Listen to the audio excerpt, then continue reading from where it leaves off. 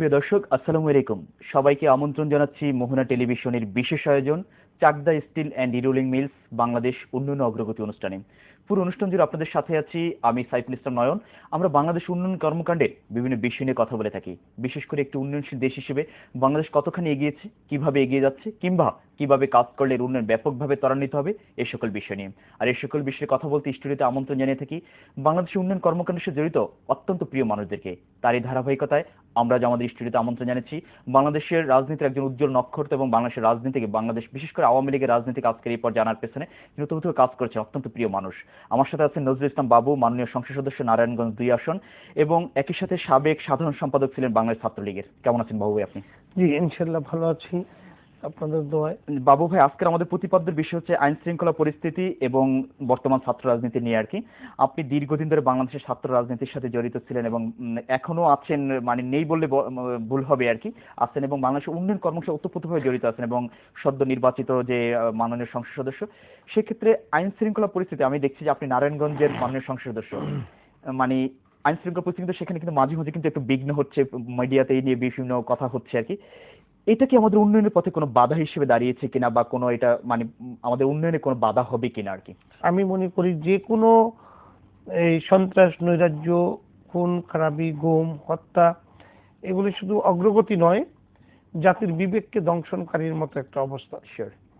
তো সেই অবস্থায় দাঁড়িয়ে আমি সেটুকু বলবো যে নারায়ণগঞ্জের ঘটনাটা একটা বিচ্ছিন্ন ঘটনা যদি আমি বলি তাইলেও ভুল হবে, আবার যদি বলি এটা একটা পরিকল্পিত ঘটনা তাও ভুল হবে না। যেমন মনে করেন নারায়ণগঞ্জের 7 মার্ডার, সেখানে এই নজরুল ইসলাম নামে যিনি খুন হয়েছেন, একজন কাউন্সিলর, প্যানেল মেয়র, তিনি রাজনৈতিকভাবে পরিপক্ক ছিলেন, একসময় ছাত্রলীগ করতেন, ছাত্রলীগের ডিস্ট্রিক্ট সাধারণ সম্পাদকের দায়িত্ব পালন করেছেন। ওখানে গড়ে ওঠা আরেকজন নেতৃত্ব যিনি নূর হোসেন নামে খ্যাতি অর্জন করেছেন। আর এই নূর হোসেনরা হলেন একসময় ট্রাক ড্রাইভার, ট্রাক হেল্পার। তাই বলে তাদেরকে আমি তাচ্ছিল্য করছি না, ছোট করে দেখছি না, কিন্তু তার সেই অবস্থানের পরিবর্তন ঘটে সে একসময় চেয়ারম্যান হয়েছিলেন। এখন আমার বিষয়টি হলো চেয়ারম্যান হওয়ার প্রক্রিয়া।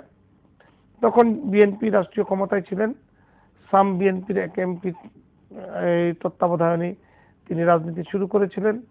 ভোট কেটে, তখন ভোট চুরি এবং ভোট কাটার রাজনীতি নিশ্চয়ই আপনার মনে রয়েছে। এটা কি আপনি বিএনপির সময়ের কথা বলছেন? জি, বিএনপির প্রথম 91 তখন সে যে ইলেকশনটা করেছিলেন সেই ইলেকশনে সে ভোট কেটে হোক যেভাবেই হোক সে তখন বিএনপির চেয়ারম্যান হয়েছিলেন।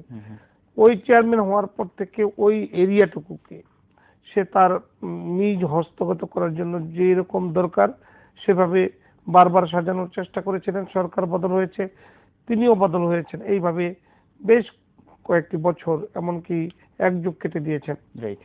পরবর্তীতে লক্ষ্য করেছি যে আমাদের 96-এর সরকারের সময় শেষের দিকে এসে দ্বিতীয় তার আরেকটি নির্বাচন, সেই নির্বাচনেও কিন্তু সে ভোট কাটাকাটি করেছিলেন। তখন প্রার্থী ছিলেন নজরুল, তার বিপরীতে।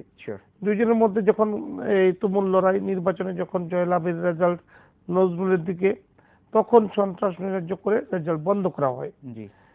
সেই সময়ে সে আবার দল পাল্টিয়ে একটি সময়ে এসে মামলা মোকদ্দমা করে নির্বাচনের রেজাল্ট স্থগিত রেখে একটা পর্যায়ে এসে আবার তৎকালীন সময়ের যাদের হাতে রাষ্ট্রীয় ক্ষমতা রয়েছে, আওয়ামী লীগের কিছু কতিপয় ব্যক্তির সাথে সম্পর্ক করে আবার সে দুইজনের মধ্যে মিউচুয়াল করে সে কিন্তু চেয়ারম্যানের দায়িত্ব নিয়েছিলেন। এমনি ভাবে নূর হোসেনদের মানে উৎপাদ দিন দিন বেড়েছে। শেষ পর্যায়ে এসে এই নজরুলকে হত্যা করার যে পরিকল্পনা করেছে, কারণ নজরুল তার সাথে প্যানেল মেয়রে নির্বাচিত হয়েছে, নজরুলকে তিনি সহ্য করতে পারতেন না, সেই কারণে তিনি তার পরিকল্পনার মধ্যে নজরুলকে হত্যা করার রুটিন ওয়ার্কে নিয়েছেন। আমার প্রশ্ন হলো, নজরুলকে হত্যা করতে গিয়ে 7 জনকে হত্যা করেছেন, তিনি ব্যবহার করেছেন সরকারি একজন প্রশাসনের এই প্রাতিষ্ঠানিক প্রধানের একজনকে। যেমন মনে করেন এই যিনি এই নারায়ণগঞ্জে র্যাবের দায়িত্বে ছিলেন, তিনি নিজেই ব্যবহার হয়ে গেলেন।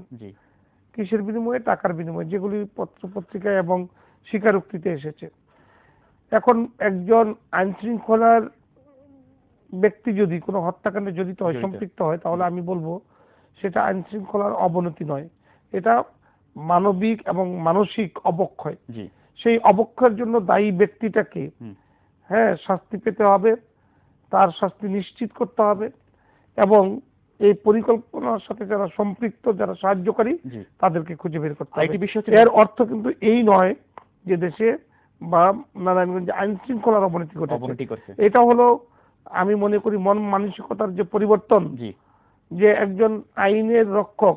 নজরুল ইসলাম বাবু, আমি একটু যোগ করতে চাচ্ছিলাম, যেটা আপনি বলছেন যে বিচ্ছিন্ন ঘটনা, এই বিচ্ছিন্ন ঘটনার কারণে কিন্তু সরকারের এত উন্নয়ন কর্মকাণ্ড সেটা কিন্তু অনেক ব্যাহত হচ্ছে, কিন্তু সমালোচনার মুখোমুখি হচ্ছে। কিন্তু আমি কিন্তু বিষয়টা বিচ্ছিন্ন ঘটনা বলিনি, আমি বলছি পরিকল্পিত ঘটনা। আচ্ছা। এবং এই পরিকল্পিত ঘটনাকে খুঁজে বের করার দায়িত্ব সরকারের। তিনি সরকার সেটা করবেন, যখন করতে পারবেন তখনই মনে করবেন দেশে এবং রাষ্ট্রে আইনের শাসন প্রতিষ্ঠিত হয়েছে, এটা বোঝা যাবে। নারায়ণগঞ্জ কিন্তু একটু শিল্পনগরী হিসেবে ধরতে পারি, কিন্তু একেবারে কিন্তু নারায়ণগঞ্জ একসময় কম না, কিন্তু আপনি জানেন যে পাশের দান্ডি হিসেবে পরিচিত ছিল। এই নারায়ণগঞ্জের মানুষ ব্যবসা বাণিজ্যের সাথে সম্পৃক্ত। নারায়ণগঞ্জের কিছু এই বিচ্ছিন্ন ঘটনায় এই ধরনের কিছু কুখ্যাত সন্ত্রাসীদের লালন পালনকারী যারা, তারা হয়তো নারায়ণগঞ্জকে নিয়ে ওইভাবে ভাবতে পারেন না। আপনি নারায়ণগঞ্জের সংসদ দেশে অনেকেই আমরা এখন শুনছি যে আসলে একটি আতঙ্কের মানে নগরী বলছে আর কি অনেকে, এটা কি আসলে কি আপনি মেনে নিচ্ছেন কিনা যে আসলে সেখানে কি আতঙ্ক কি সবসময় বিরাজ করছে কিনা? না, আমি আতঙ্কের কথা বলবো না, তবে আমি এইটুকু বলবো যে মানুষ ভালো নেই। মানুষ এই বিষয়টিকে মানে একটা জ্বলন্ত উদাহরণ হিসেবে নিয়েছে যে একজন ব্যক্তিকে আরেকজন ব্যক্তি খুন করতে পারে, তার সাথে রেষারেষি থাকতে পারে, এরকমটা অনেক সময় হয়ে যায়। কিন্তু 7 জন মানুষকে তুলে নিয়ে হত্যা করে ফেলবে, নিশ্চয়ই এটা আতঙ্কের বিষয়। কিন্তু এই আতঙ্ক দূর হয়েছে তখন যখন রাষ্ট্রের দায়িত্বে থাকা সরকার যখন কঠোর দমন করে আজকে ওই যারা সম্পৃক্ত উদ্ঘাটন করতে পেরেছে।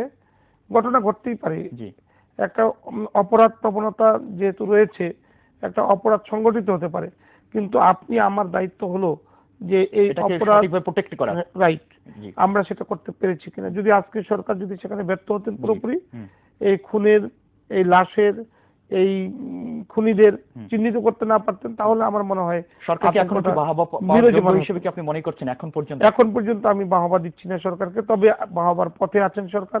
যখন নূর হোসেনদের মতো এই মানুষগুলোকে দৃষ্টান্তমূলক শাস্তি দিয়ে ফাঁসির কাছে ঝুলিয়ে প্রমাণ করতে পারবে খুনিদের স্থান বাংলাদেশের মাটিতে নেই, নারায়ণগঞ্জে নেই, তখনই এই সরকারকে আমি সাবাস দেব। সেই ক্ষেত্রে আমি সাংবাদিক, আমাদের মিডিয়ার সেক্টরের প্রতিটি প্রতিষ্ঠানকে এবং বিরোধী দলকে অনুরোধ করব। কোন বিরোধী দলের কথা বলছেন আপনি? আপনি কি বর্তমান বিরোধী দলের কথা বলছেন? আমি বিরোধী দল বলছি, সরকার সমালোচক যারাই আছেন সকলকে আমি বলবো, বিএনপি সহ সবাইকে অনুরোধ করব, গোলাপানিতে মাছ শিকার না করে আসুন, গোলাপানিতে লুকিয়ে থাকা মাছটি কোথায় খুঁজে বের করে আমরা চিহ্নিত করি সে আসলে কি কোন মাছ। আচ্ছা আচ্ছা আচ্ছা, যদি সেখানে যদি আমরা সাহায্য করি, সহযোগিতা করি, তাহলে দেশ ক্রমান্বয়ে এগিয়ে যাবে, অগ্রগতি এগিয়ে যাবে, থেমে থাকার কোনো সুযোগ আমাদের নেই। আমরা আশা করছি বাংলাদেশ অনেক দূর এগিয়ে যাবে। স্যার, আমরা একটা ছোট্ট বিরতিতে যাব, তারপর আমরা এই বিষয়গুলো আবার কথা বলবো। সুপ্রিয় দর্শক, আমরা যাব চাকদা স্টিল অ্যান্ড রিরোলিং মিলসের সৌজন্য ছোট্ট একটা বিরতিতে। আশা করছি আমাদের সাথেই থাকবেন।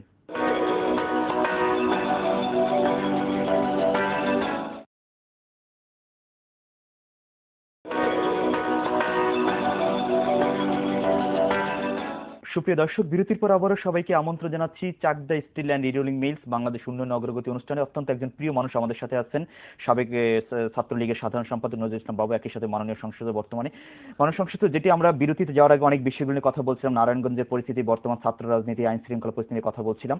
এখন একটি বিষয় হচ্ছে নারায়ণগঞ্জ আপনি এবার নবীন সংসদ সদস্য, এবং আমরা জানি যে প্রতিটি জনগণ আপনাকে মানে অকুণ্ঠ ভালোবাসা দিয়ে কি আপনাকে সংসদ সদস্য বানিয়েছে। এক্ষেত্রে আপনি এলাকায় কি কি উন্নয়নে কাজ করছেন, কিভাবে করবেন, এবং সরকারের ভীষণ বাস্তবায়ন আপনি কিভাবে কাজ করবেন?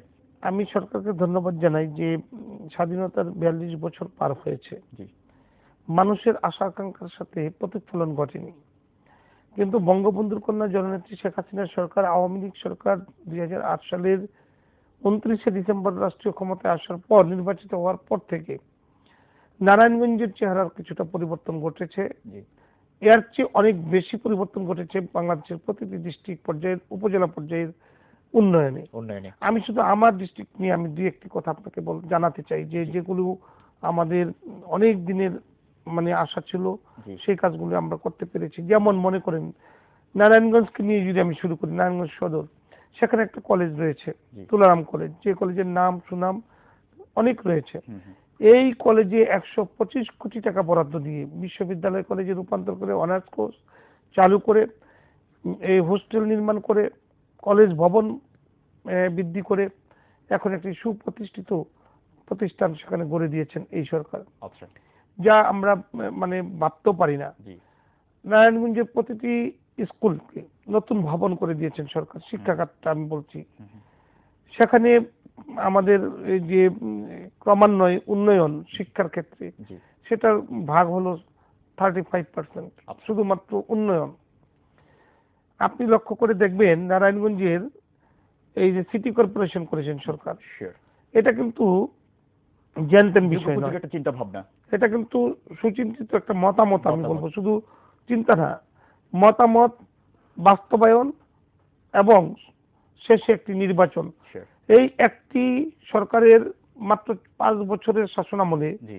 মানে পরিকল্পনা, মতামত, বাস্তবায়ন, উন্নয়ন এবং নির্বাচন জি। সবকিছু এই সরকার করে দিয়েছেন। তাহলে এই সরকারকে আমি কি বলবো, ধন্যবাদ না জানিয়ে কি অন্য কিছু করা যায়? আপনি দেখুন যে পানগাঁওতে আমরা নতুন করে একটি পোর্ট করেছি, হুম, হুম। এটা স্টার্ট হয়েছে অলরেডি। হুম, হুম। নারায়ণগঞ্জে সবচেয়ে ভালো দিক হলো জি। ইন্ডাস্ট্রিয়াল পুলিশ, বঙ্গবন্ধুর কন্যা প্রধানমন্ত্রী থাকা অবস্থায় জি। এই অল্প সময়ের মধ্যে নতুন একটি প্রতিষ্ঠান তৈরি করে নারায়ণগঞ্জ থেকে চালু করেছেন। জি। আপনি লক্ষ্য করে দেখবেন, আমি শুধু সদরটা নিয়ে বলছি, জি।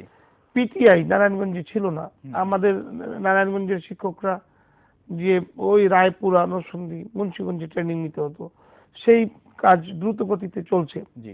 জেলখানার উন্নয়ন হয়েছে। এগুলি কিন্তু আমাদের কল্পনার বাইরে ছিল, তাই জি। না? আসলে আমার নিজের উপজেলায় এই অডিটোরিয়াম থেকে শুরু করে, আপনার উপজেলা কমপ্লেক্স ভবন থেকে শুরু করে 120টি প্রাথমিক বিদ্যালয়ের ভবন নির্মাণ থেকে শুরু করে, এটা কি আপনি যখন থেকে দায়িত্ব নিয়েছেন তখন থেকে নাকি? আমি যেদিন থেকে দায়িত্ব নিয়েছি সেদিন থেকে এই পর্যন্ত। আচ্ছা। এর মধ্যে নতুন ভবন করেছি 27টি, হুম। এই স্কুলকে, জি। বেসরকারি স্কুলকে সরকারিকরণ করে সেগুলোকে ভবন দিয়ে নতুন আঙ্গিকে সাজিয়েছি। আমি 28টি ব্রিজ বানিয়েছি, যেই ব্রিজগুলি 3 কোটি টাকার নিচে একটা ব্রিজের খরচ নেই, হুম, হুম। এর উপরে সব। জি। আপনি আসুন নদী ভাঙ্গা আমাদের মেঘনার পাড়ে, আমরা সেখানে স্টোন বসিয়ে গ্রাম রক্ষা বাঁধ করে দিয়েছি। জি। সেখানে সৈয়দ আশরাফ সাহেব শিক্ষামন্ত্রী, প্রতিটি সেক্টরের মন্ত্রী একবার করে গিয়ে এসেছেন। জি। আমার এলাকায় 22 জন মন্ত্রী, ক্যাবিনেটের প্রতিমন্ত্রী এবং ফুল মন্ত্রীরা যে আমাদের উদ্বোধন করেছে। সর্বোপরি মাননীয় প্রধানমন্ত্রী জি। জননেত্রী শেখ হাসিনা গিয়েছেন। সেখানে আমরা একটা এটিআই প্রতিষ্ঠা করেছি, শিওর। যেখানে সরকারের 100 কোটি টাকার কাছাকাছি খরচ হয়েছে। জি। আমি ফলিত পুষ্টি ইনস্টিটিউট, বাংলাদেশের একমাত্র প্রতিষ্ঠান শিওর। যেটা লেভেল ইউনিভার্সিটি, আপনি জানেন, যেখানে গবেষণা হবে, হুম, হুম। ডক্টরেট দেওয়া হবে জি। একটা জায়গায়। বাংলাদেশের মানে এই প্রতিষ্ঠানটি খুব দরকার ছিল, আমাদের পুষ্টি জ্ঞান নেই। শিওর। সেখানে এই প্রতিষ্ঠান গড়ে তোলার জন্য 100 একর জমি নিয়ে সেটাকে ভরাট করে এখন কার্যক্রম দ্রুত এগিয়ে যাচ্ছে, হুম। যেখানে কোটি কোটি 600 কোটি টাকারও বেশি হুম। খরচ হবে প্রজেক্টে। তবে একটি আশা আমার রয়েছে, ঢাকার সন্নিকটে মাত্র 33 কিলোমিটার, জি। সেখানে যদি আমরা ওই নগরায়ণ করতে পারি, জি। সেই পরিকল্পনা নিয়েছিলাম আমি, নিয়ে একই উপজেলায় 2টি পৌরসভা ইতিমধ্যে সেখানে প্রতিষ্ঠিত করেছি। 2টি পৌরসভায় নির্বাচন হয়েছে, জি। সুন্দর সুষ্ঠু নির্বাচনের মধ্যে দিয়ে আমাদের জয়লাভ হয়েছে। শিওর। মানুষ আমার প্রতি কতটুকু, বা আমার দলের প্রতি কতটুকু, আমার নেত্রীর প্রতি কতটুকু শ্রদ্ধাশীল, আস্থাশীল, আমি একটি কথা দিয়ে বোঝাতে চাই। জি। আমার 12টি ইউনিয়ন পরিষদ ছিল, 12টি ইউনিয়ন পরিষদের এবং 2টি পৌরসভার নির্বাচন হয়েছে। জি। আল্লাহর রহমতে সেখানে শেখ হাসিনা এবং বঙ্গবন্ধুর আদর্শের, জি। মাননীয় প্রধানমন্ত্রীর দোয়ায় জি। সেখানে জনগণের প্রত্যক্ষ ভোটে ডাবল ভোটে জয়লাভ করেছে। আচ্ছা। এতেই আপনি বুঝতে পারেন জি। যে মানুষ আমার প্রতি সন্তুষ্ট আছে কিনা। সর্বোপরি উপজেলা পরিষদ নির্বাচন হয়েছে, আপনি দেখেছেন বিভিন্ন পত্র পত্রিকায় নিউজ হয়েছে, কিন্তু 2500কে নিয়ে একটা সুন্দর নিউজ হয়েছে। আমরা শেষ করতে হবে, ছোট্ট করে যদি আপনি খুবই ভালোভাবে আমাদের আমরা হাতে অল্প সময় নির্বাচন করেছি এবং জয়লাভ করেছি। জি। তো উন্নয়নের ক্ষেত্রে আমি শতভাগ আল্লাহর রহমতে সফল, জি। এটা আমি আশা করছি। বাকি সময়ে বাকি কাজগুলি আমি করে জি। মানুষকে বুঝাতে আপনি পারবো। এখন আমি যদি সেখানে এই ফায়ার ব্রিগেড করেছি, সেখানে আমি কমপ্লেক্স করেছি। জি আমাদের উন্নয়ন আল্লাহর রহমতে অনেক। অনেক। তবে আমার প্রশ্ন হলো যে এই একটি উপজেলায় যদি 5 বছরে এত উন্নয়ন করা যায়, জি তাহলে 42 বছরের রাষ্ট্রীয় ক্ষমতায় যারা বিভিন্ন সময় তারা ছিলেন, কি করেছে? তারা নিশ্চয়ই আরো অনেক অনেক গুণ বেশি করা উচিত ছিল। তাহলেই আমরা মালয়েশিয়া, সিঙ্গাপুরের চেয়ে এগিয়ে থাকতে পারতাম। জি আপনি সেই কারণে শেখ হাসিনার শাসন দরকার। জি শেখ হাসিনার শাসন অবশ্যই দরকার। আপনি যদি আমাদেরকে স্বপ্নের বাণী শোনান আমাদের উদ্দেশ্যে এবং আপনার এলাকার জনগণের উদ্দেশ্যে। আমার স্বপ্নের বাণী হলো শতভাগ শিক্ষিত মানুষ আমার উপজেলায় আগামী দিনে আমরা জি জাতিকে উপহার দিতে চাই। জি এবং শান্তি শৃঙ্খলা এবং পরিস্থিতিকে আপনি আইন শৃঙ্খলার ব্যাপারে আমার এলাকায় এখন পর্যন্ত এমন কোনো অপ্রীতিকর ঘটনা ঘটেনি যে ঘটনার জন্য মানুষ এবং যদি ঘটেও সেটার জন্য আপনি কি পদক্ষেপ নেবেন? আমার মনে হয় এমন কোনো ঘটনা ঘটবে না যে ঘটনার জন্য মায়ের চোখের জল পড়বে, বাবা দুঃখ পাবে এবং শিক্ষা ব্যবস্থার অবনতি ঘটবে, উন্নয়ন বাধাগ্রস্ত হবে। এমন কোনো ঘটনা আল্লাহর রহমতে ঘটবে না আমার এলাকায়। কারণ মানুষকে আমি সেভাবেই গ্রহণ করেছি, মানুষ আমাকে সেভাবেই ছেলে, ভাই, বন্ধু হিসেবে মেনে নিয়েছে। আমি আশা করি বঙ্গবন্ধুর কন্যার সাথে রাজনীতি করে আমি সততা দেখেছি, সততা নিয়েছি, সততা শিখেছি এবং সেই শিক্ষায় আমি শিক্ষিত হয়েছি। আমরা আশা করছি যে আপনি অনেক দূর এগিয়ে যাবেন, কারণ বঙ্গবন্ধুর আদর্শকে ভালোবাসেন, সেই আদর্শ নিয়েই রাজনীতি করছেন। আমরা বেশ আশাবাদী নারায়ণগঞ্জকে একটি মডেল জেলা হিসেবে আপনি রূপান্তর করবেন, আশাবাদটুকু ব্যক্ত করছি। নজরুল ইসলাম বাবু স্যার, আপনাকে অসংখ্য ধন্যবাদ আমাদের। আমি পুরো জেলার কথা বললে আপনি আরো খুশি হতে পারতেন, আমরা সময়ের অভাবে আমি অনেক কিছু বলতে পারিনি। আমিও আপনার মিডিয়ার মাধ্যমে সবাইকে ধন্যবাদ এবং কৃতজ্ঞতা জ্ঞাপন করছি যারা আমার কথা শুনছে। সুপ্রিয় দর্শক, আমরা আমাদের অনুষ্ঠানে একেবারে শেষ প্রান্তে, তবে যাবার আগে বলছি অনুষ্ঠান সম্পর্কে এবং উন্নয়ন সম্পর্কে যে কোনো তথ্য এবং মতামত আপনি আমাদেরকে জানাতে পারেন। আপনি জানান আমাদেরকে, আমরা জানাবো গোটা বাংলাদেশকে। এতক্ষণ আমাদের সাথে থাকার জন্য সবাইকে অসংখ্য ধন্যবাদ জানিয়ে আমি সাইফুল ইসলাম নয়ন এখানে বিদায় নিচ্ছি। ভালো থাকতে হবে সবাইকে। আল্লাহ হাফিজ।